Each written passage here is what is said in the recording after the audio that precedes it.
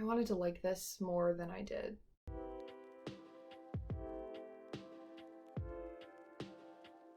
Hi friends, welcome back, or just welcome if you're new. My name is Emily, and today we're going to chat about Girl, Serpent, Thorn by Melissa Bashardoust. Also, really quick, I am growing out my bangs, so that's kind of exciting, but that's why I have these weird like flips in the front, so trying to fix that. Also, really fast, there are people in my neighborhood doing yard work, and they are doing it very loudly. So I apologize for any weird background noises that you hear, any engines revving, or things being cut down.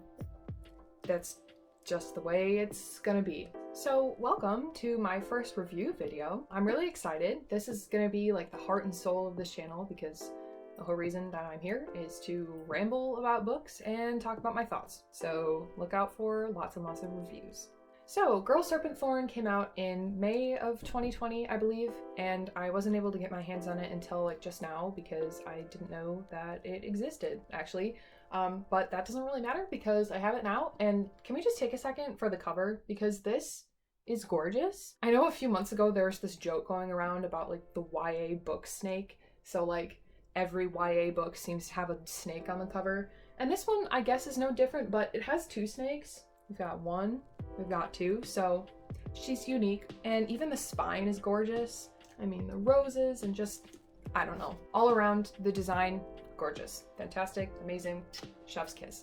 So I'm gonna go ahead and say that I should probably actually talk about the content of this book now. So we're gonna get started on that. But first, I'm gonna give you a summary. So strap in, let's go. Also really quick, after the summary, I'm gonna split the video kind of in two parts. So non-spoilers and spoilers.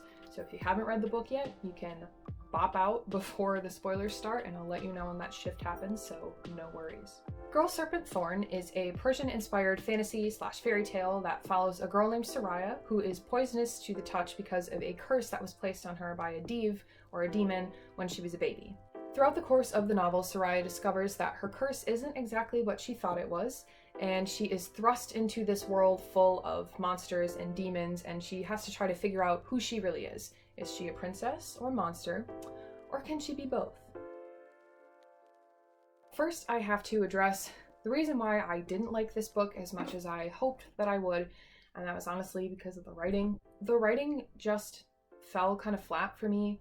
Within the first couple chapters, it was really engaging, but as it wore on, I started to realize that Melissa Bashardoust was trying to tell this story as if it were a classic fairy tale, so having that more straightforward style, which is great. I mean, that's a bold stylistic choice. I totally respect that. I totally know what she was trying to do, but it was difficult to get through 350 pages of a book that was told like a classic fairy tale. Also, I felt like Bashardoust was trying to just pack too much information into this relatively short book. Don't get me wrong, I love standalones. I think they're criminally underrated. It's really nice to not have to invest in like 3, 4, 5 books all the time. But I do think that Girl, Serpent, Thorn would have benefited from a sequel. The world was so complex and it had countless inspirations from like mythology or classic fairy tales or modern Persian words and concepts and stuff like that. So there was so much in this book, and maybe it might have been too much for the length of this book. I just wish that Bashardoust had had more space to flesh out everything that happened in this book. I think the story would have been a lot richer that way. Despite that, I did really enjoy this book. I think Soraya was so strong and very interesting. Her internal struggle with her curse was especially intriguing. I loved watching her come into her own as a character and discover things about herself that otherwise she never would have known if she hadn't been thrust into the situation that she was in. The only complaint that I have was that she didn't really feel like the protagonist, if that makes any sense. I think it goes back to, again, that classic fairy tale style. I felt like someone else was telling me Soraya's story rather than that I was seeing it like through her eyes from her perspective. But that didn't really spoil my experience. I still think Soraya was awesome.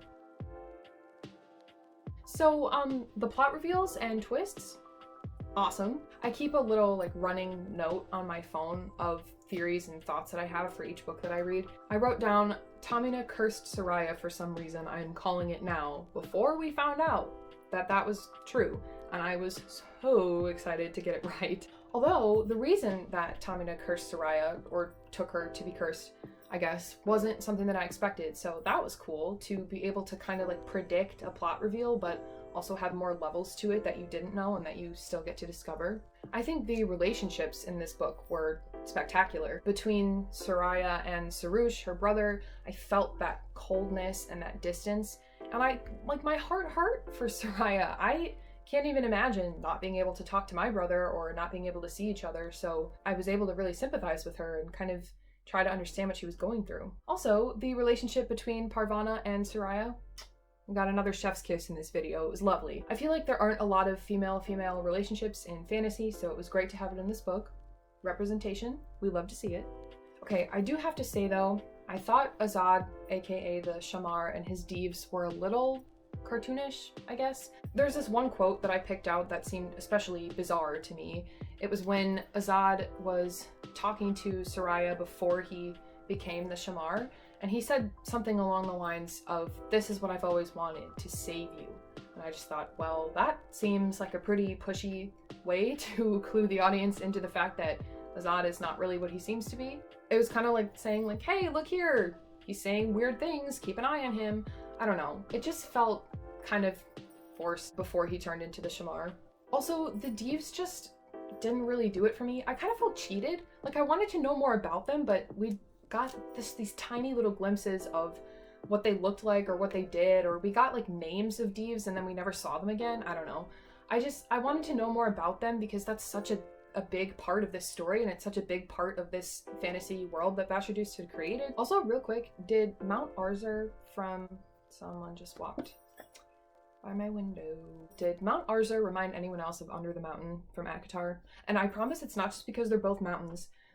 They just had similar vibes, so that was kind of a fun little connection. I am going to go ahead and give Girl, Serpent, Thorn 3 stars. It was a pretty solid read. It wasn't my favorite, but I still really enjoyed it.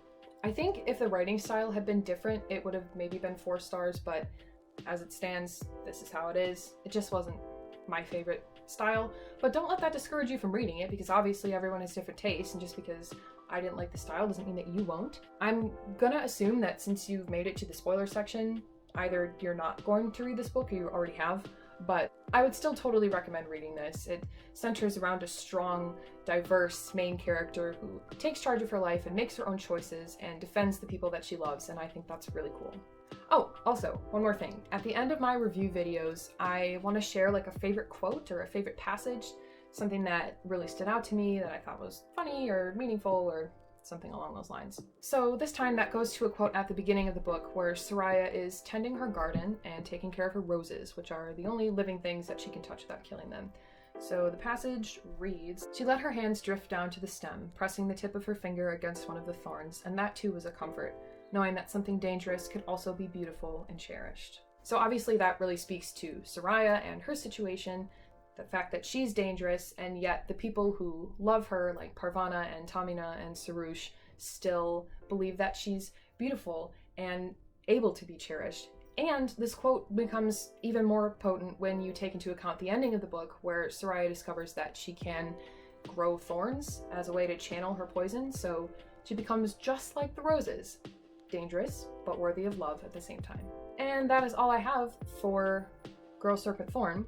Thank you so much for watching. Be sure to like and subscribe if you so choose, and I will see you next time. Happy reading!